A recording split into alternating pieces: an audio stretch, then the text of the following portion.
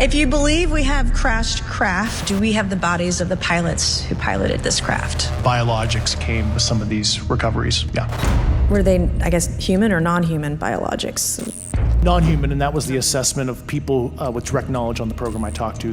That's something that you saw as far as the intelligence with your eyes? Yes. Have you seen the spacecraft? I have to be careful to describe what I've seen. I'm not aware of any remains that the department has. Do you believe there's an active disinformation campaign within our government to deny existence of UAPs? I think previously with like Project Blue Book, yes, but currently I don't speak for the United States government. And there have been people who have been threatened and told not to testify?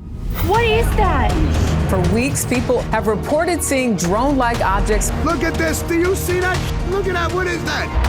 What in the is that, dude? People have both the right and the responsibility to know the truth about unidentified aerial phenomenon. Oh my God! You know, a lot of times we just don't know who to ask because we don't know where to go next. As I came over this object for the pit, there was this overwhelming sense of emotion, like something connected with me. People that are very smart and very solid have said they believe there is something out there, something out there, something out there, something out there. After all the images, the many theories, decades of promised disclosure, a new era is unfolding. Imagine what the future holds. When people gather in physical space, something beyond the exchange of information arises. A presence emerges, one felt in the human heart. Step into a deeper exploration of disclosure, consciousness, and spirituality. Extraterrestrials, ultra-dimensional contact, artificial intelligence.